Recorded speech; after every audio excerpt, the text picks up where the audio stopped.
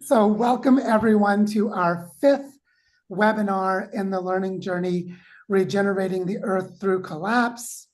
For those of you who are new here or don't remember the structure we laid out in March, this is actually the last webinar in the first half of the learning journey, because we have a series of 5 webinars with community calls and integration sessions.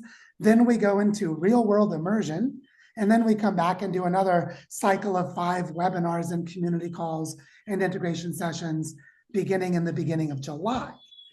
And what I want to do today is finish out phase 1 of the learning journey, which we described at the beginning as laying the groundwork.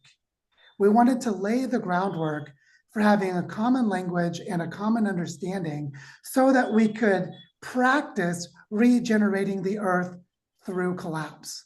And that the phase 2, the second half of the online part of the learning journey that begins in July, is about real world case studies and design practice. We're going to go much more into people doing this. What does it look like? What are they learning? How is it different from, say, Southern Ontario and the Greater Tikaranto bioregion, or in Tarn-et-Garonne in Southern France? How is it different when you see this playing out in different places? So that's what we're going to come back and do in July. But today, our task is to finish up the laying the groundwork. And something that Penny has been asking me to give talks about since, I don't know, she met me. And some of you will know that I have given talks on complexity science before. And that my tagline, if you looked at it on Twitter, I still refuse to call it X, would say something like, I am applying the best knowledge about complexity, cognition, and evolution for the betterment of humanity, because I'm actually trained as a complexity scientist. I studied it at the University of Illinois in Champaign-Urbana at the Center for Complex Systems Research more than 20 years ago. It completely changed my life. And you're going to see why today. Because today what I want to do is put together the final conceptual element of our dandelion strategy. Why is it that the dandelion strategy that humans do is sort of like the dandelion strategy of dandelions on steroids? Because humans can do something that dandelions can't. And so we can have a dandelion strategy like we talked about a month ago. We can move toward birthing 1,000 bioregional learning centers like we talked about a few weeks ago. And we can navigate collapse and focus on collapse resilience through these regenerative ways of organizing ourselves locally and through learning exchanges between places. But there's something else we can do. We can also induce a phase transition of planetary consciousness. We can actually induce it. We can induce it just like you could induce labor by giving some progesterone or estrogen to a woman that's entering into labor. You can induce a phase transition if the conditions are right. And guess what? The conditions that were needed were that we're already in collapse. That basically you can't induce a phase transition when the existing structures are still too strong. They have to break down and get out of the way. And so what I'm going to do today is walk you through the science of these phase transitions in a way that is applied to our dandelion strategy so that we can all have a shared understanding of it. So my goal today is not to give you a graduate level seminar on applied mathematics.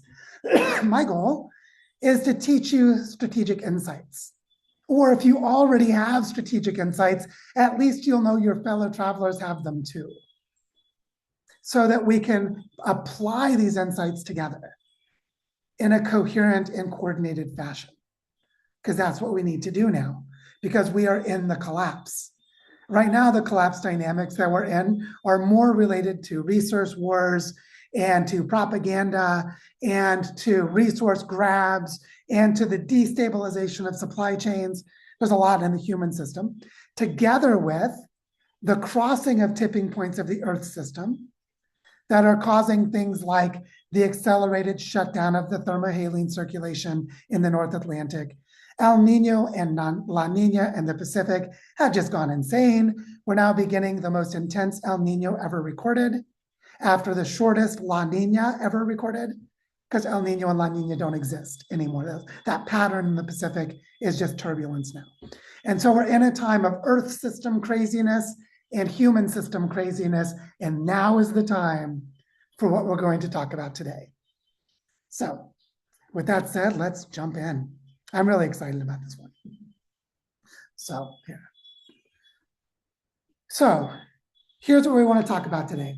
Helping everything shift all at once by creating the conditions for a phase transition. What we want to do is take everything that's shifting, which we can't stop anyway, and give it a place to go. All right? This is super important. So, little review of where we are. There's increasing instability of pretty much everything right now. Everything is becoming unstable, right? There's climate chaos in its many forms. There's resource wars. Just look at Iran or Venezuela a couple months ago. There's ecosystem destruction happening all over the planet. There's extreme wealth hoarding and capture of institutions. There's like deep fake propaganda and manipulation of information ecosystems and algorithms and more. But all of these things are just destabilizing patterns themselves, and they're destabilizing each other. They're all happening at once. We're entering into what complexity scientists call the edge of chaos. The edge of chaos is when stability goes away and order begins to break down. And when order breaks down, these words are intentional, many paths become equally unknowable. So it's not that a new path becomes clear. No, nothing is fucking clear. Let me state that. Nothing is clear because everything becomes equally unknowable. The complexity becomes so large that planning is a dumb idea. So we're not going to do planning. We're going to do something else. And now we introduce this beautiful metaphor. Islands of coherence begin to emerge. What are these islands of coherence? How do they emerge? What are they doing? And a new story can take hold that creates an order of its own. So the old order breaks down on the left, the new order is emerging on the right, in the middle is a big old mess. So how does this happen? What does complexity science tell us? The people who actually study these phase transitions. What happens? So here's the quote that is inspiring today's presentation. Ilya Prigogine, a Belgian a chemist who won the Nobel Prize in chemistry, said, he said this in the early 1970s, when a complex system is far from equilibrium, small islands of coherence in a sea of chaos have the capacity to shift the entire system to a higher order. What? This quote is really popular. Margaret Wheatley has made it really popular. Lots of other people have made it really popular, but most people don't actually know what it means or how it works. So today I want to explain it for you. And I want to show you how we can apply it in the real world right now. Because right now we are in that sea of chaos and our complex system is far from equilibrium. And if we can create small islands of coherence, we will have the capacity to shift the entire system to a higher order. All right, here's your technical jargon for the day. Are you ready for it? Self-organized criticality. Ain't it beautiful? Just rolls off the tongue like a nerd after having too much beer. Self-organized criticality. What is that? Here's a picture of Ilya Prigogine, who won the Nobel Prize in chemistry. Bless you, Ilya, for your wonderful work. Nerds of the world should be celebrated. Here is what self-organized criticality is. It is a property of complex dissipative systems that naturally evolve toward a critical state at the edge of chaos. Without any external tuning, they do this themselves through their own internal patterns. In this state, of self-organized criticality, small local events within the system can trigger chain reactions or avalanches of all sizes up to the size of the system itself, following what are called power law distributions. Power law distributions is basically exponential curves or things that are even faster at changing than exponential curves. It explains complex, unpredictable behavior in systems like earthquakes, brain activity, and the stock markets. Pretty cool, huh? Self-organized criticality. Let's look at a couple examples. This is a picture of the San Andreas Fault in California. What happens as the Earth and its tectonic plates are moving around is that two of these plates that are rubbing against each other begin to build up friction. And as the friction builds up, two things are happening. The rocks are lodged together, like the teeth of saw blades stuck together. They cannot slide past each other because they're rocks. And yet, the larger tectonic plates are moving, stretching and deforming them, building up tension until an earthquake occurs. And as you approach the moment of the earthquake, as the system's parts, meaning the different segments of rock, are building up tension with each other, it becomes impossible to predict if you'll have a large number of small tremors, a medium number of modest tremors, or a very small number of truly catastrophic large triggers, which is a magnitude 8 or 9 earthquake. And that is self-organized criticality. The critical state is the friction building up until it's ready to release and unzip the fault line, but you cannot predict how big the earthquake will be. Here's another example, a slope angle for avalanches.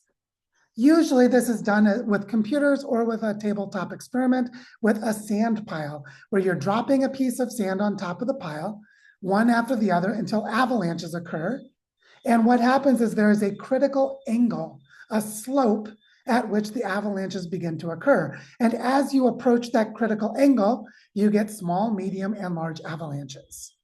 And the system is organizing itself. As the avalanches occur, it's changing its own relationship among the particles that comprise the pile of materials. Well, here's another example.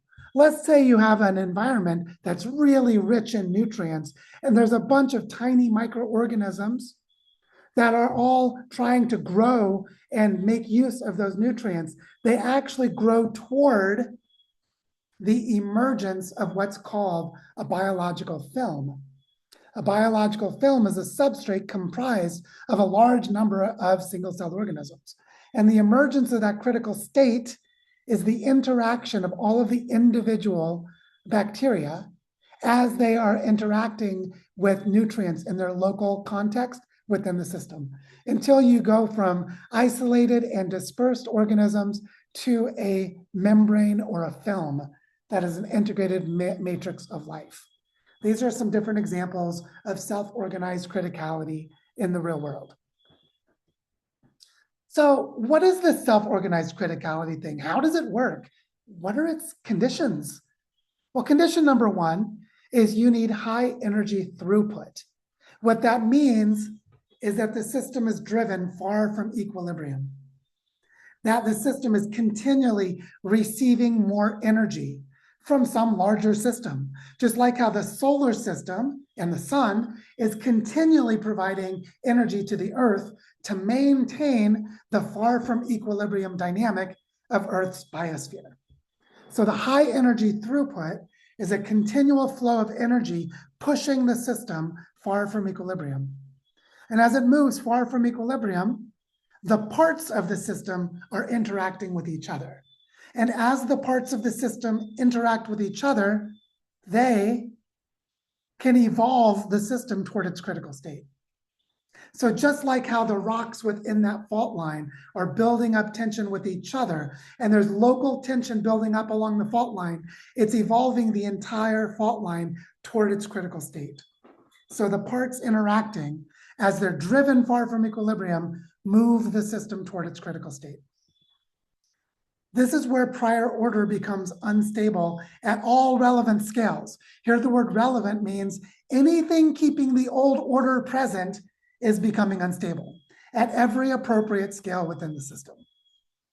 So if it's the type of material in the rocks along the fault line, then it'll have characteristic scales.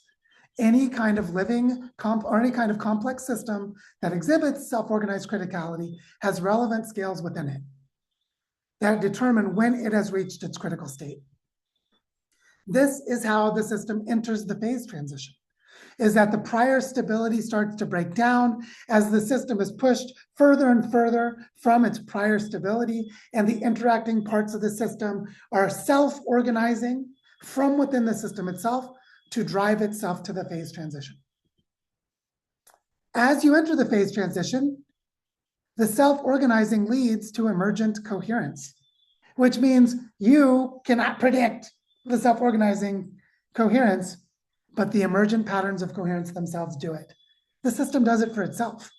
The system emergently figures out through the interactions of its parts how to create structure again. And these are what we call the islands of coherence. The islands of coherence in a sea of chaos is the emergent structures that exhibit the new order as the system moves out of its phase transition. And this new order is established through evolutionary fine-tuning, meaning the parts of the system are continually adjusting their relationships to each other to create an adaptive response that's fit for the new context, not the old context, the new context after the phase transition has occurred. Now, I want to emphasize that high energy throughput is continuous. It's happening the whole time. You don't start putting energy into the system and then stop and wait. The system is continually receiving disruption. The system is continually being agitated or energized or stimulated as it moves through this entire process. Now, I want you to notice that this is regeneration through collapse. Regeneration through collapse is self-organized criticality. The phase transition and the breakdown of the old order and the emergence of new order is collapse. But if we do it in the right ways, it also can be regeneration, which is why we need to understand how this process works. Whew. Pretty cool, huh? Complexity science for the win, baby. I love this stuff. All right, so here's something, a little thing to note. What is it like to be inside that system? To be a living being inside that system where all of the order is breaking down?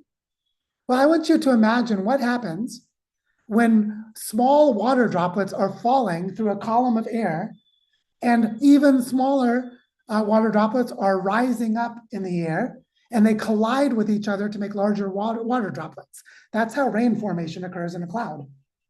So imagine being one of those jiggling and wiggling water molecules, or one of these little droplets of water that's forming rain, is that when the order breaks down, we don't have anything to hold on to but each other. We as human beings within this process are going to feel the chaos and the stress and the fear of losing our structures. So what do we have to do? We have to cling to each other. We have to cling to each other the way water droplets do to make rain. But how do we cling together? How do we create those islands of coherence? We cling together in particular ways. We cling together by coming into direct relationship with life, because life is already coherent to itself, and we are part of life. This is the bioregional perspective. We collide with each other within a living context of a local bioregion. And when we do that, we're like drops of rain in the desert, creating the new. So if you feel lost and alone and scared and freaked out, that's what you should expect.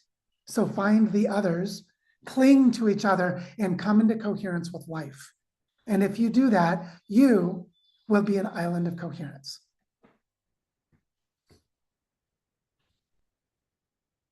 So how does this relate to the dandelion strategy that we've been talking about through this whole learning journey? Well, I kind of already said it.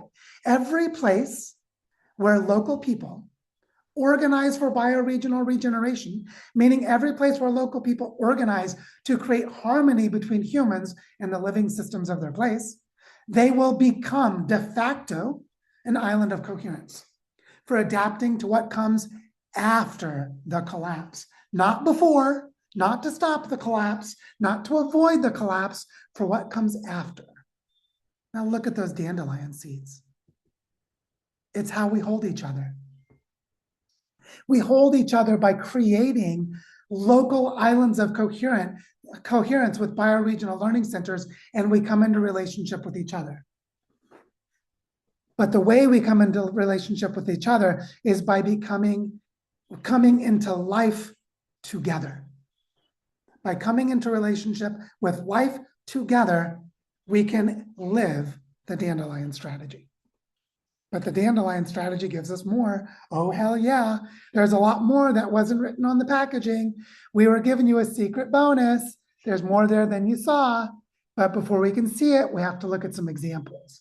Because I just gave you a theoretical explanation of self-organized criticality. Let's look at it in the real world. Let's look at supercooled water, which is super cool. The normal situation is this, that water is in liquid form or vapor above 32 degrees Fahrenheit or 0 degrees Celsius, and you come to a phase transition. You change phase from liquid to solid as you get colder. So normally water is liquid above 32 and solid below 32. Or if it's in Celsius, liquid above 0 Celsius and solid below 0 Celsius. But what happens when there is not a nucleation site? A nucleation site is where the water molecule comes into contact with something that enables it to form an ice crystal. What happens when there is not a nucleation site for the ice crystals to form? That's how you get supercooled water. Supercooled water is when the water remains liquid below the temperature of its phase transition. It is below 32 degrees Fahrenheit or below 0 degrees Celsius, but it's still liquid because there are no nucleation sites. Is that real? Oh, hell yeah, it's real. Let's go look at it. Here's an example of it.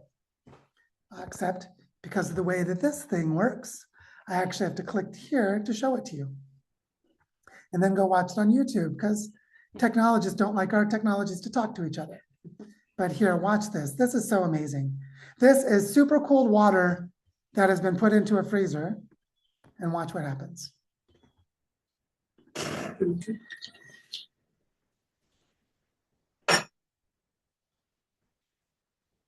Wow. Isn't that amazing? Okay, they're going to show us one more.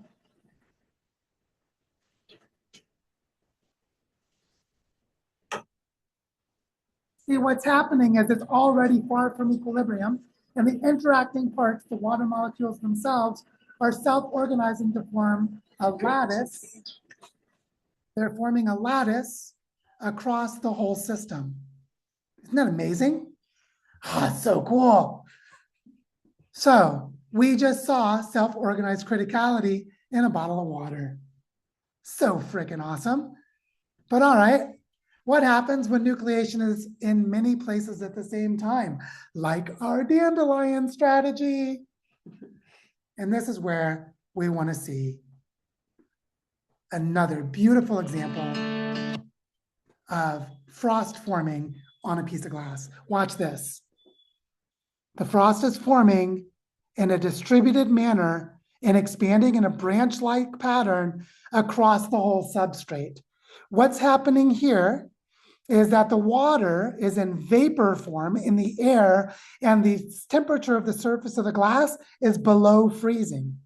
And as soon as the water molecule comes into contact with the glass, it has found a nucleation site, and it begins to form ice crystals.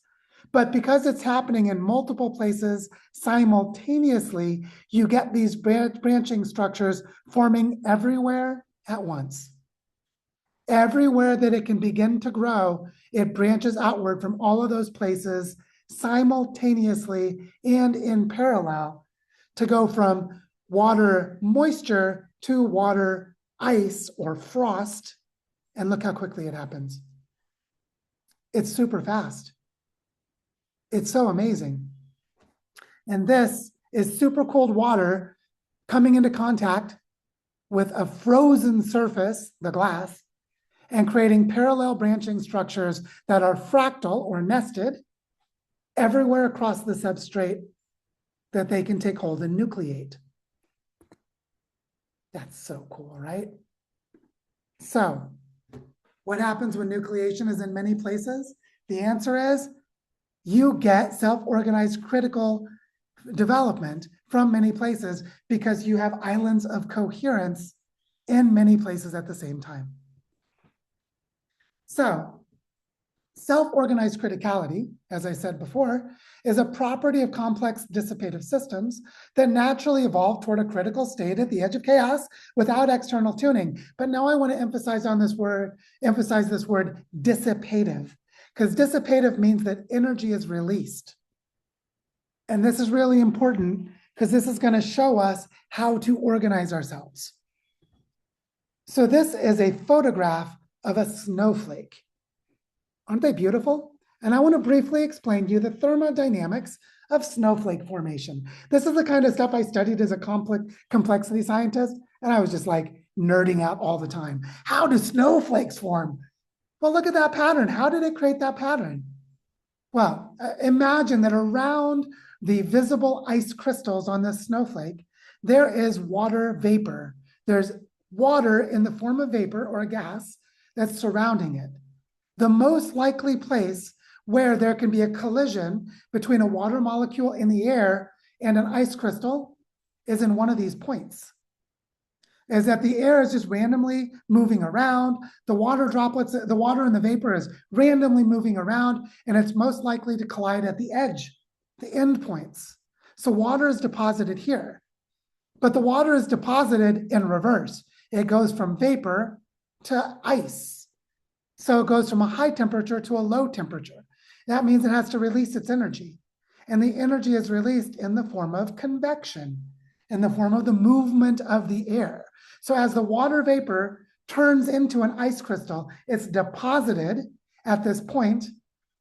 The air moves around it, creating circles, which pushes away the water molecules that could collide here, which means statistically, you're much more likely to get the growth of the ice crystal in this direction.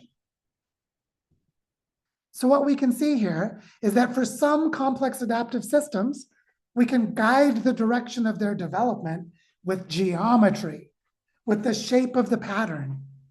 Okay, if you don't believe me that this is how ice crystals work, let's look at it. This is a real time-lapse video of a real ice crystal forming, a real snowflake forming. And look, it's forming in exactly the way I said. There is aggregation of water on the points.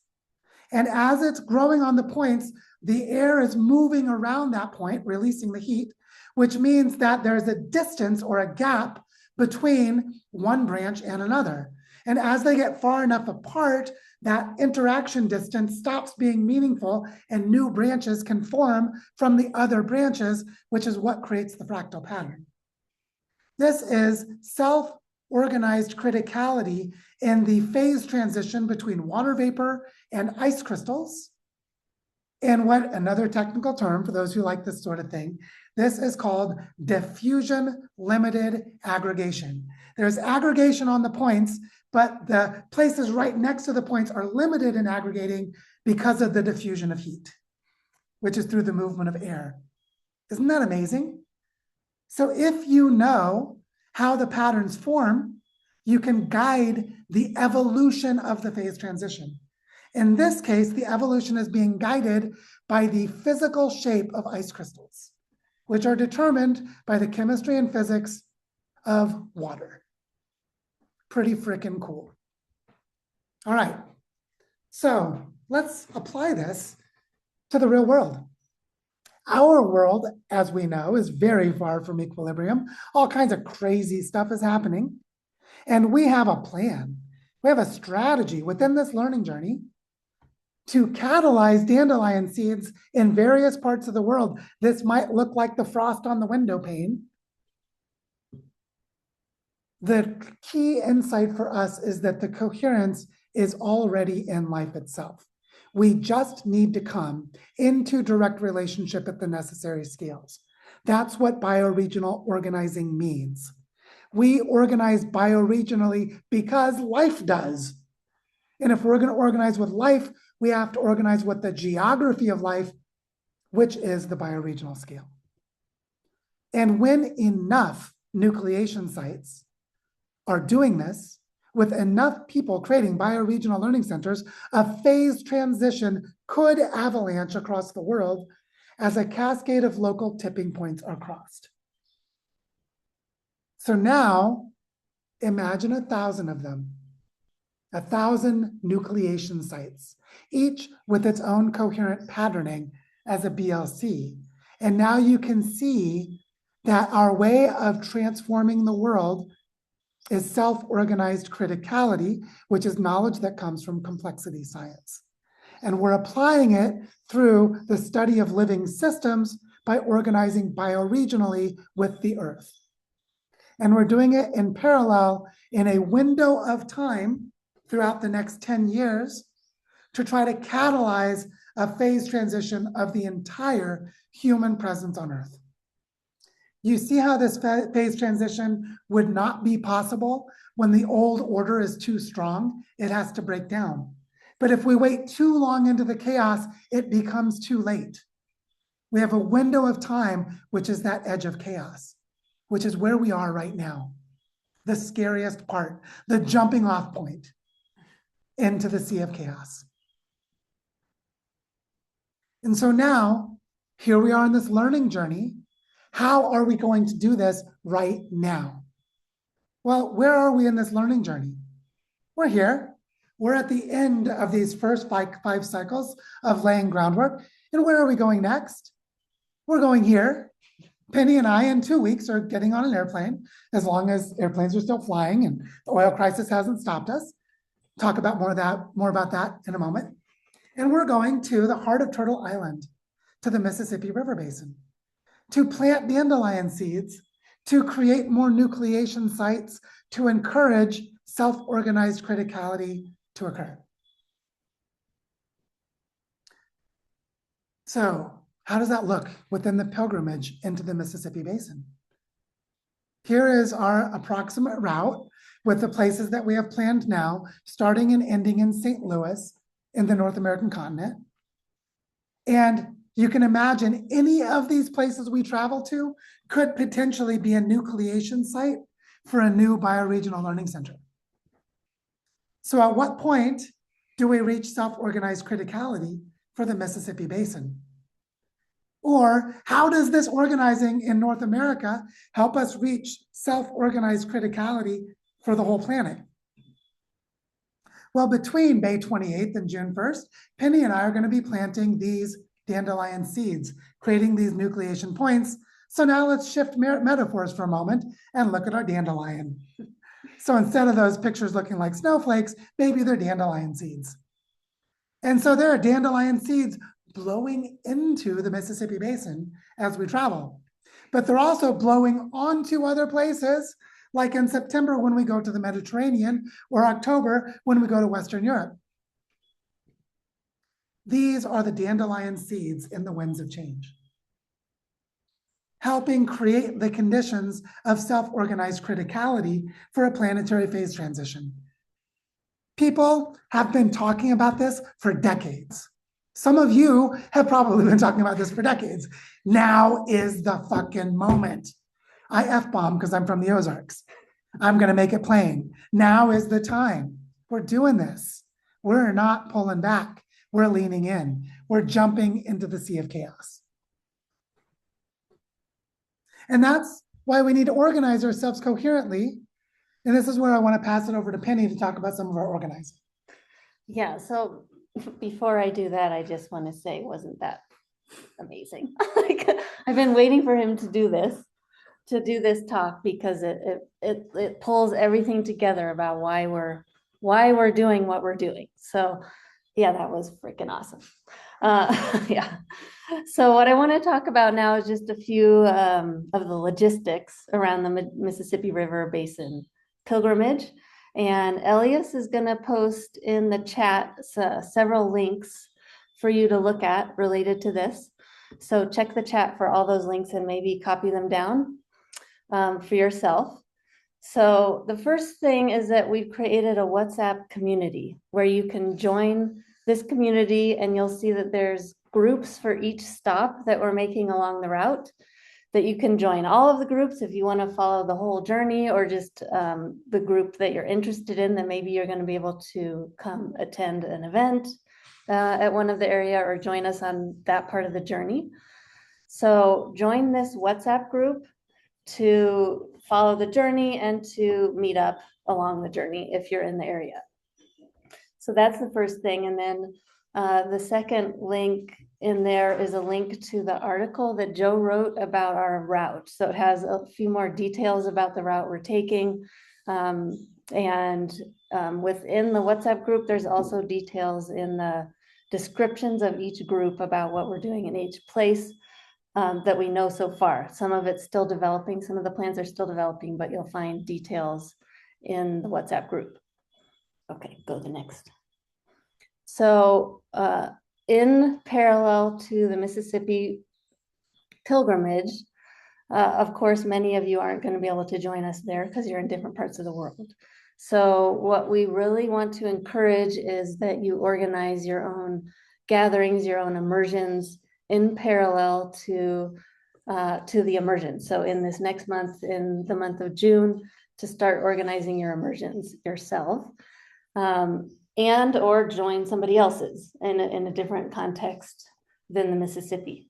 So what we would like you to do as you start to organize, it could be something very simple like we talked about last time in the last webinar. It could be that you just do a walk on the river with a few friends and you start to plant this seed of bioregional imagination in their minds as you're walking the river. You could have a potluck and be eating food and plant the seed of bioregional organizing in their mind, or you could do more elaborate versions of this.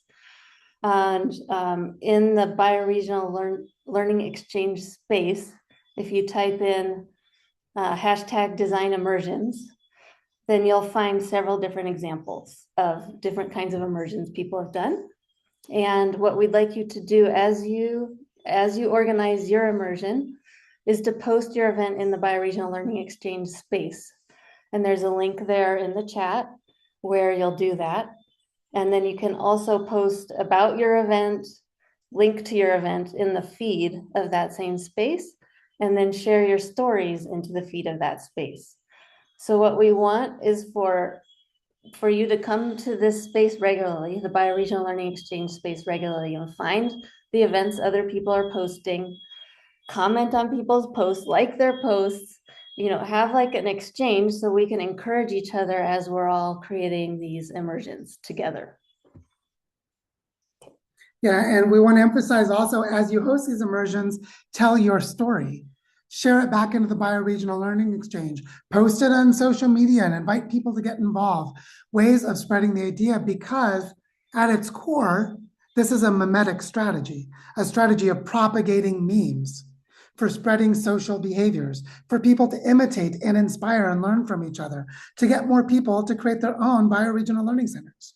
So the idea of you hosting an event or you going to someone's event and you telling the story about you hosting an event or attending an event will help encourage other people to do the same. And this will help us self-organize toward that self-organized critical state. Pretty cool, huh? So I want to add something really cool now, is that humans can do something that typical complex adaptive systems can't. Something that's kind of awesome. It's like a superpower, which is that we can scaffold our own cultural evolution process through what is called social niche construction. Google it. Social niche construction is super amazing. Social niche construction, by the way, is what beavers do when they create a dam. They create a social environment for the beavers to live in by changing the river. They change their niche.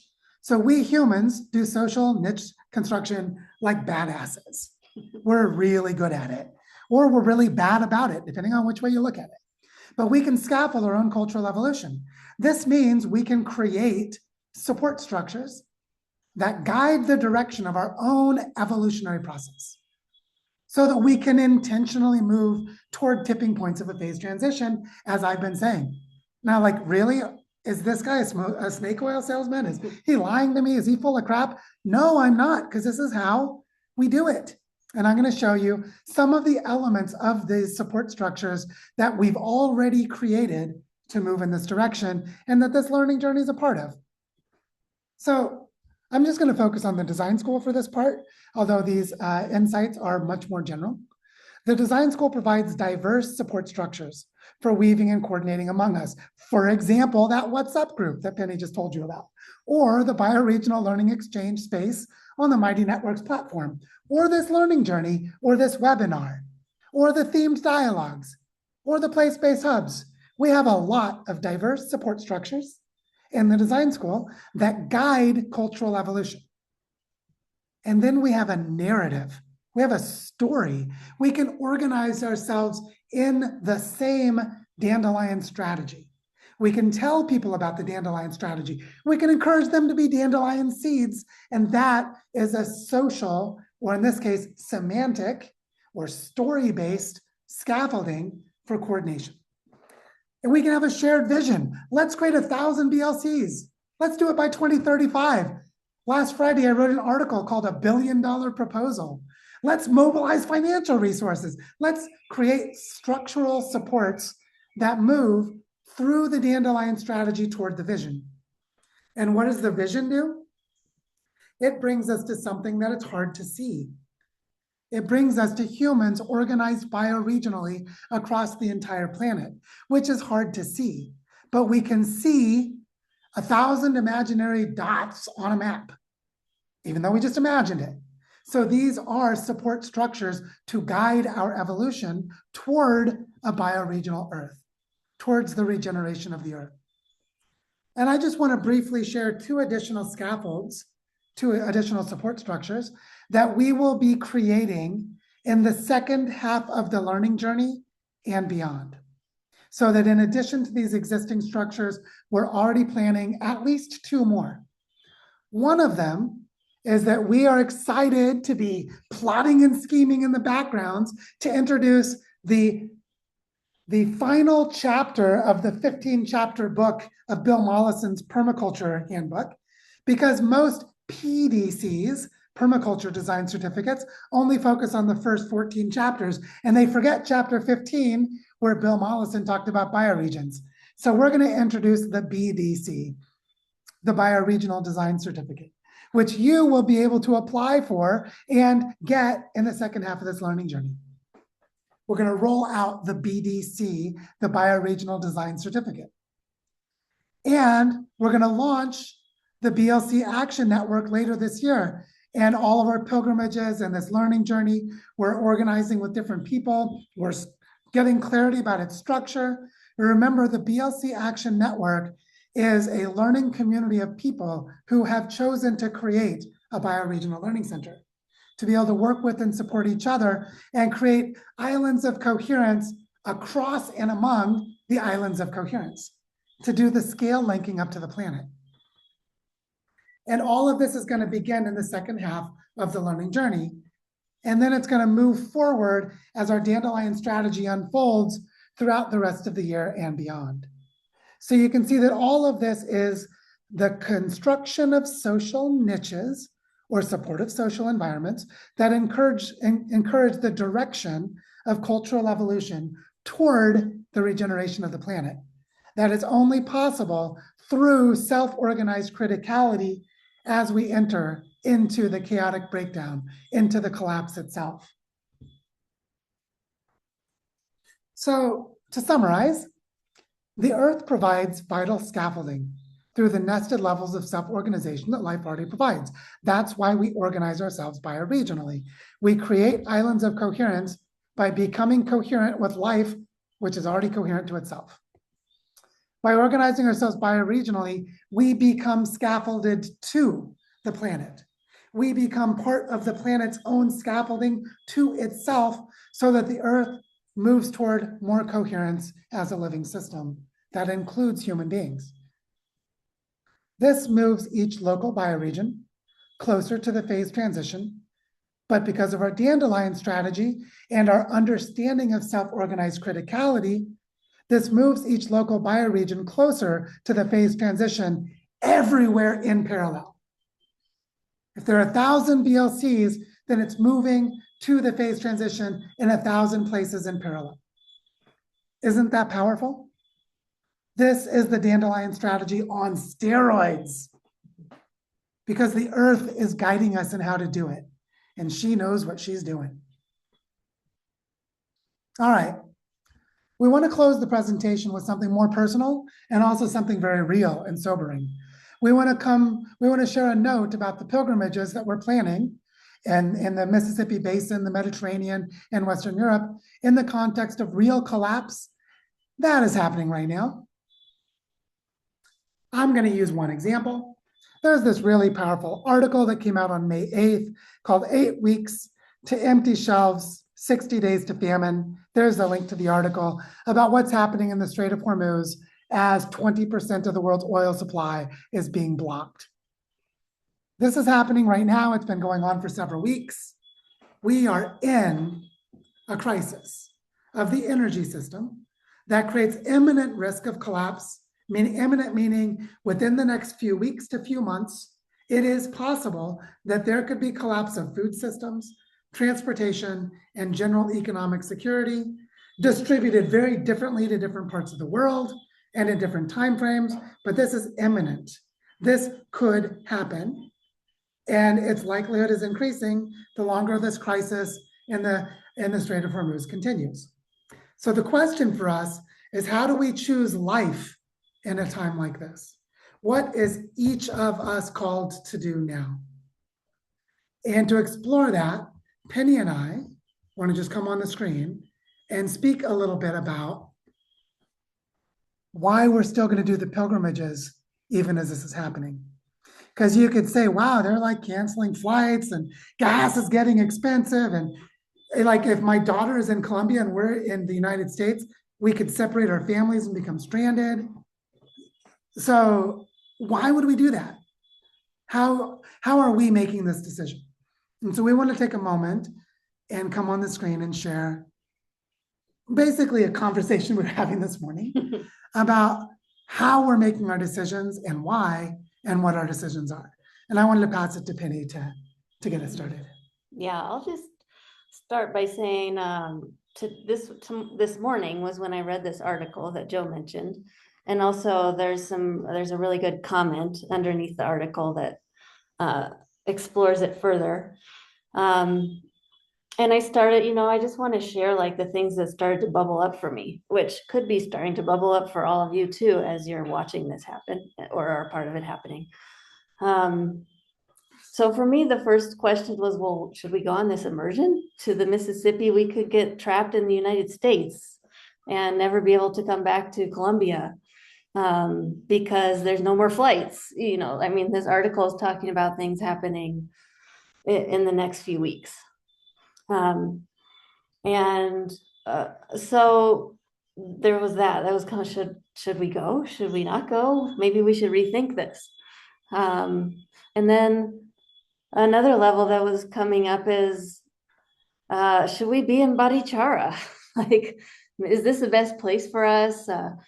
Is it safe? How should we stay here? Should we root here? Like, where should we choose to be when all of this starts to happen? We're going to be someplace. And so with the pilgrimages, with the Mississippi pilgrimage, for me, I have a devotion to plant the seeds for the new world, and that doesn't mean that I'm going to survive. And it means that I'm planting for future generations. I'm planting for the new world that's being born. And so I feel a calling that we need to do this. Like, this feels like probably one of the last chances that we could go out and we can we can plant these seeds in this way, in person with people and with real living systems. And so I feel like the risk is worth it, that even if we got trapped in the United States, we would find a way. Like, we're very resourceful and we would figure it out. That it's worth in this moment to plant as many seeds as I can right now, because I don't know that we can do it again, go out again. I don't know if we're going to be able to go in September to this immersion. So we'll keep watching what's happening, but if we have the chance, we'll do it. If we can, we will. So that's a little bit of what I wanted to share, and then maybe you could take it from there a little bit Yeah, more. I just want to say, like, one of the things that happens when we become an embodied expression of the universe's intelligence, like what I just showed you with self-organized criticality, isn't it cool that humans figured that out? Humans actually figured that out. Humans figured out how the universe is creative. The universe was already creative, the universe was already intelligent, but now humans, as a part of the universe, figured that out. And I'm like, I like humans. I get annoyed by humans. I mean, some humans really piss me off. I don't like every single human being, but I love humans. And you should just see me around kids. Like, I come alive because I love kids. I'm a big kid myself. And so I love humans. And I'm very annoyed about some things. But if I think about the universe without what we are, it makes me very sad. And I don't mean it in a superficial way. I mean it in like a deep spiritual way. I'm like, the universe would frown, I think, to lose this capacity humans have for empathy, this capacity we have for awe and reverence, this capacity to learn self-organized criticality, to actually construct the instrument to watch a snowflake form. Like, that's so cool. And the earth couldn't do that without some being like us. And we're the only one to show up so far in this little corner of the universe. And we're basically very quickly cutting our own throats. We're very quickly destroying ourselves. And our window of time to do this is defined. It's the edge of chaos. This is our window of time. Most people don't know what's defined there, but it is, because most people haven't studied complexity. And so what I feel in this is that, it's that saying, what did you do when you knew? That Drew Dillinger poem that several people have been inspired by. Like, what did I do once I knew? Well, I knew a long time ago, decades ago. And decades after I knew, I chose to have a child. Am I just like a bludgeon for punishment? Do I want to have my child suffer? No, I made a decision that I believe in the inherent goodness of people, human beings. I made that choice 10 years ago to have a child. And now if you get to meet my daughter, I brought a little more light into the world. She's a really cool human being. And so there's something about faith that is not religious, but is deeply spiritual in moments like this. And so when Penny and I, or actually more than faith, it's reverence together with devotion. Because reverence is feeling the sacred, connecting. Devotion is doing the right thing when you feel that. And whatever that means. It means lots of different things, but now is the time for reverence and devotion. So when Penny and I were talking this morning, I just said, well, yeah, we need to go because this is our spiritual path. We have suffered and struggled through a lot of things to keep going. And this is what spirit or the universe or God, you pick whatever word you want. We are guided to do bioregional activations since the fall of 2022. And now it's bioregional pilgrimages. And the next one starts on May 28th. And God, spirit, the universe told us when to buy our airline tickets and told us to go to St. Louis, of all places. Okay, we're going. So for us to read something like that article, which we do encourage you to read, it's not to scare you. It's just to remind you that now is the time for devotion. Now is the time for reverence. And from there, now is the time for action. So This is our path for Penny and me. Each of us has to answer this question, which is why we want to encourage each of you to catalyze the dandelion strategy where you are, to catalyze towards self-organized criticality where you are. Because for whatever reason, I was sent to the University of Illinois in 2021 to learn this stuff. For whatever reason, the nerdy farm kid from a chicken farm in Missouri went to learn this advanced science. So here I am doing my part. What's yours? So with that, I'll just add one thing and just say, for me, the question is who do I want to be in this moment? And it's every moment. I keep asking this question, who do I want to be now? And how, and then show up in that way over and over and over. That's the devotion part that Joe's talking about. So I feel like we all need to ask ourselves that question, who do I want to be in this moment? And everybody's going to have a different answer, but then follow that answer and take a step into that today and tomorrow and the next day, and follow who it is that you want to be as we move into this chaos, this time of transition. And specifically, Penny and I both answered the question this morning, should we cancel the Mississippi trip or go? And both of us said, I'm not the kind of person who wants to respond in fear right now. I want to respond in love. So yeah, we're going.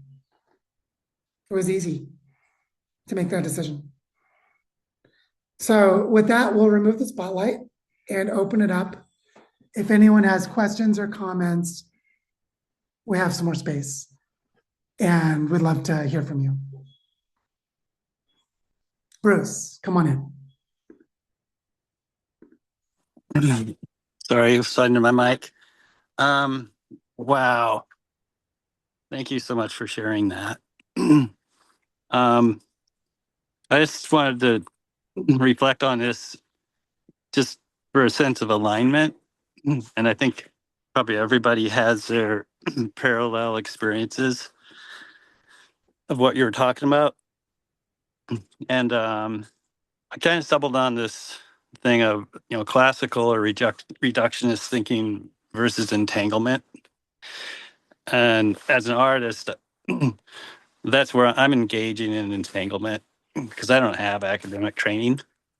And so it's like this idea of planning the parameters of what you're going to do, but in between is really kind of unplannable, is cultivating the conditions for this kind of engaging with our mind in a way that can do these things that are like nature.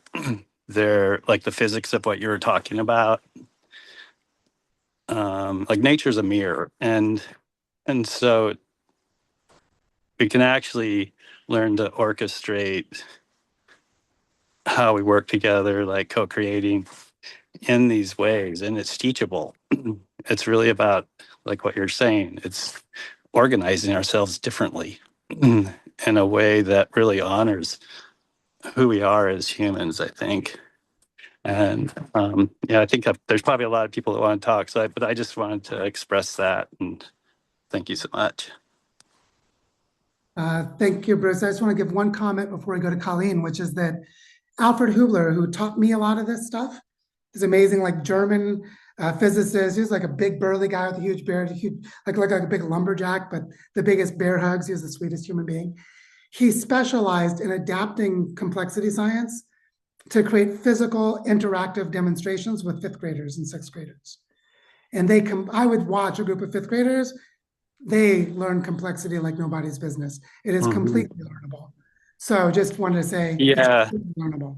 Oh yeah, and one more thing, and so it's like I feel like in terms of like Turtle Island, like pre-colonial, this was a place where reciprocity was practiced on a like macro scale. And then I think what happened, this transition happened into an abuse of power, basically.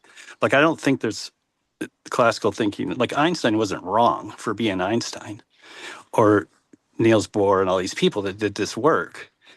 it's that it landed in these hands of how it got embodied in applied physics, and then into the economics of just creating consumable, a consumable culture. And so it's like cultivating the conditions where we can really transition that back into reciprocity. Like the landscape will respond and be reciprocal. And so we're Yeah. recreating those conditions. Thank you. Yeah. Yeah, and while Albert Einstein may have been frustrated with Oppenheimer for turning his knowledge into mass destruction, without that same knowledge, we wouldn't know how stars are formed. And stars are amazing. So yeah, Colleen, over to you. Thank you. Thank you so much. That was just absolutely beautiful. And Joe, we'll have to have some fun with complexity. I actually taught it from 2022 to 2025 for leaders in different companies to help them understand it's not about managing, it's about letting people do. But nonetheless, I just wanted to make a really short comment that Penny, your beautiful thing about, what do I want to, or who do I want to be? I'll just add one more thing is who do I want to be with? And that was one other question that came to my mind. And this group certainly is one of the who do I want to be with. So thank you so much. And yeah, that's it. Simple. Ooh, well, who do we want to be with is the other collapse-aware, collapse-accepting, life-supporting people. And so, when there's no time, for anyone who hasn't seen the movie The Life of Chuck, which Stephen King wrote the screenplay for, most amazing movie about death you'll probably ever see, and how to inspect your life. Who do you want to be with? Yeah, thank you, Colleen. Oh yeah, so good, so good. And let's play, let's riff. Karen, over to you. Thank you. Thank you for this framing because I think I certainly have been struggling with those same kinds of questions about going overseas, and I've been privy to some of the these planning conversations for the Mississippi pilgrimage, and realizing like Elise is coming to the United States with you partially, I think, to stay with the people that are most important together, so that whatever does happen, that happens. So I appreciate that. The significance of how this is playing out in our personal lives is being foregrounded. Another framing that I'm feeling is like a friction between the tectonic plates is like some of the tension about, well, is this a fundraising tour? Is, do we have to be doing events in all of these cities and like getting people, and how does the money flow in this? And like language of mobilizing resources is in that colonizer paradigm that is overlaid on, is kind of the wound that we are trying to get back into reciprocity systems with, and so I'm contrasting that like mobilizing resources kind of paradigm with the being in community, and even just recognizing that we are in community. And that's part of what I'm trying to do with my storytelling, and recognizing the things that are, to me, emerging as coherent elements in our food system, or different kinds of projects around Milwaukee that I want to showcase and share. And my last thing is that mobility is positive freedom. Timothy Snyder is, writing about on freedom, and I've been really focusing on like how do we make sure that we are enacting sovereignty and solidarity and the positive freedom of movement. And to your point about like who do you want to be and who do you want to be with? So thank you for all of this. Thank you, Karen. And then Stephen, over to you. Things I could say, and yet I'm sort of speechless at the same time. Thank you for sharing your personal reflections on the process of the journey, because I've been watching on X, Twitter, people who are more mainstream but understand process of collapse talk about this whole thing, particularly with the war and the Straits of Hormuz. And yeah, I've been wondering about your journey and your process of continuing to do that as I consider my own process of, I don't have a home exactly anymore. As I threw in the chat, I'm living out of a motorhome, which has both an advantage and a disadvantage. And I'm just like, this is where I ended up following the guidance of the universe. So I got to trust that it's actually going to literally put me in the right place at the right time as I do whatever adventures I have. Um, so I'm curious, Joe, are you familiar with the work of David Snowden and Cynefin? Yes. Is that a useful model to share with people? Because one of my things that I want to do is for those who are open, say, look, there's a whole complexity here. And now this particularly, the phase change thing, I've heard about it, but you put it together as you often do into a beautiful story of, what I've been feeling from when I first met you, some version of the more we can live in alignment with the earth, which is to live in the complexity, the more those of us committed to the earth will find ourselves in these islands of coherence. And in a sense, many of us will be protected from the crumbling system by living in those places. But how do we find those places? Lots of people are in their heads, strategizing versus actually sinking into the earth. But are there any other teachers of complexity that you would recommend for us to share with our normie friends who know something's off but don't know how to relate to it? Yeah, I mean, I would say definitely David Snowden's work is really good.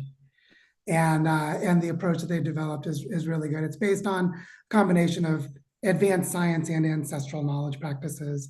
So Dave Snowden and I had a weird little kerfluffle back in 2017 that I talked about memes and he just kept sort of being a jerk to me. So I at one point blocked him on Facebook for being a jerk and not giving it up. But that was no reflection at all. I was just like, I'm not in the mood for this. You're sort of trolling me. But I love his work and his work is really good. But it also points to that little playful example of why don't I talk to someone who also does good work is also an example of what we need to be navigating here, which is that there are many teachers and we each have different ones. So like people used to ask me back when I taught and practiced martial arts, what's the best martial art to do? And I would say, I don't think that's the right question. I think the right question is who is the teacher that you want to learn from? And when someone's thinking of martial arts, like, should I do Kung Fu? Should I do Goju-Ryu Karate and Shotokan? Should I do Tai Chi? And I'm like, well, that might be part of the answer, but really it's like martial arts is about personal growth and self-mastery. So you're really looking for the right teacher.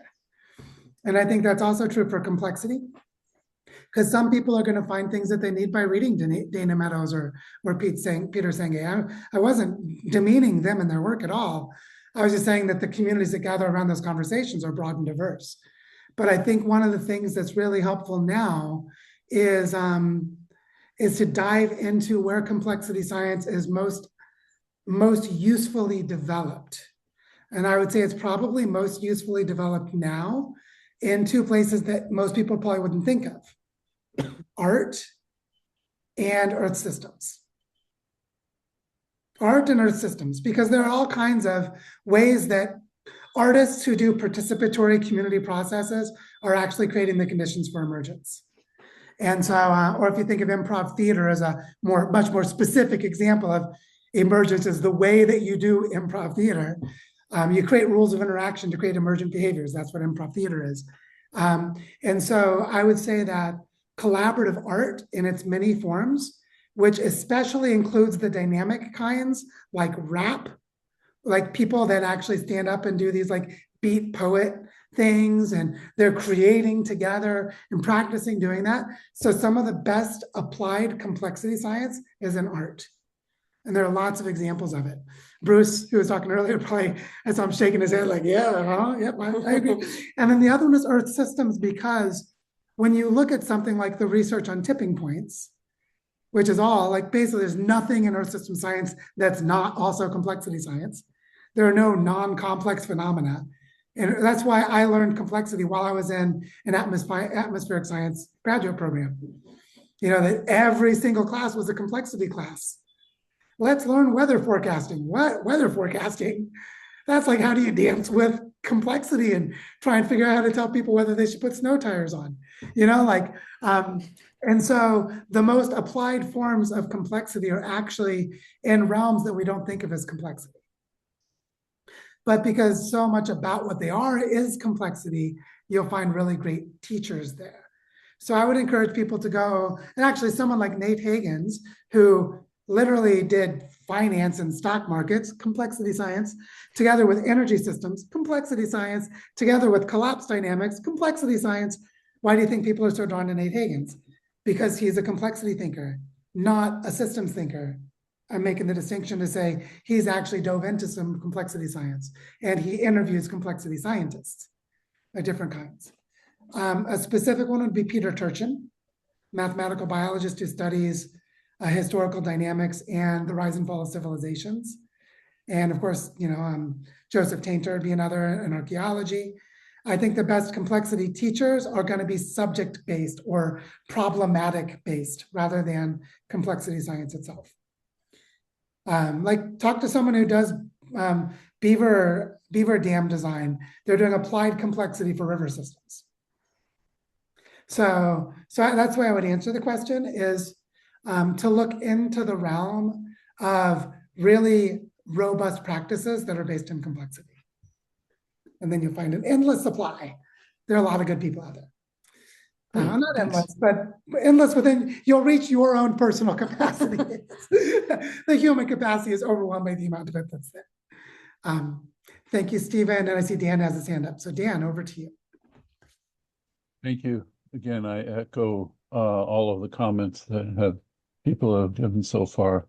Really, really great.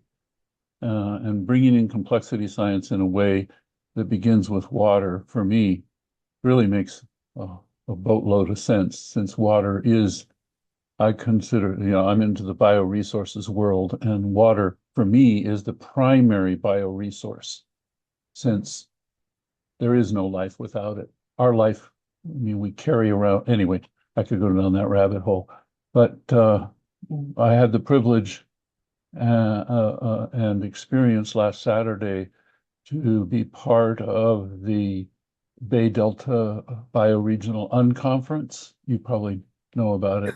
Yeah.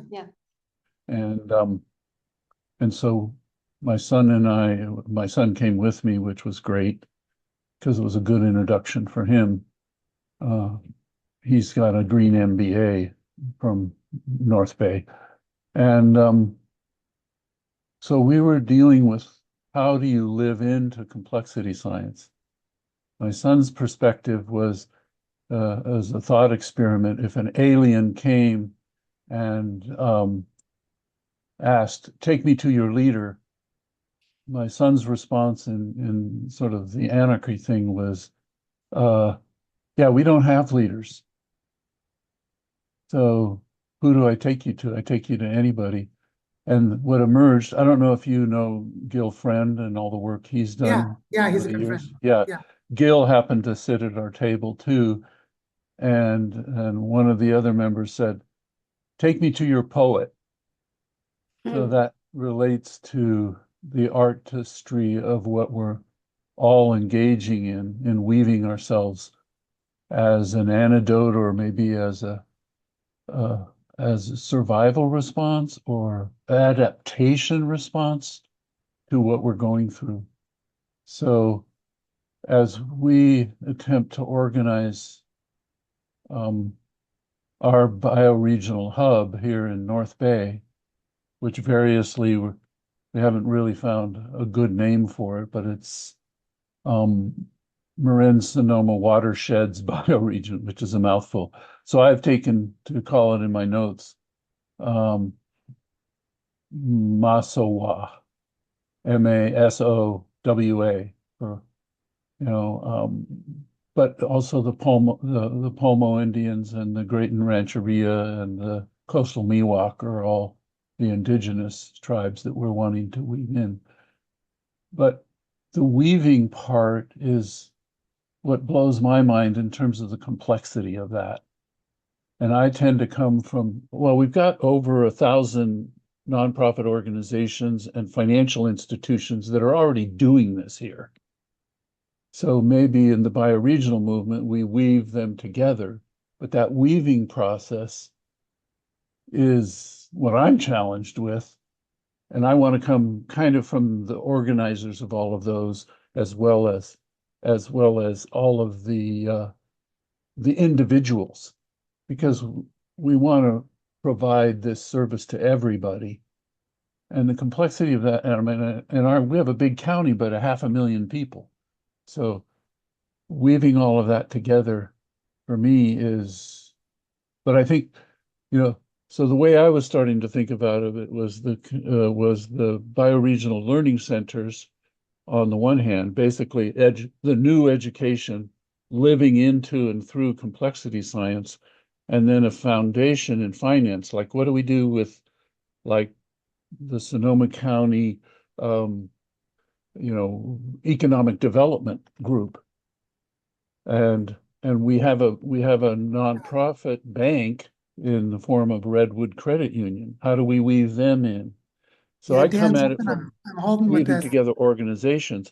But is what something, you said about Aikido is yeah, who, and that came out in one of our sessions, who are the individuals in those organizations that can bring them in? And, yeah. the One thing leaders that related we to can this weave together. is if we understand how these emergent patterns work, Mhm. then we are just nudging things in different parts of the system. And that question of who is the leader, well, the leader is the emerging, entangling, weaving process of life itself. And that's one of the deep insights that bioregionalism is built upon, is that basically the universe is already self-organizing.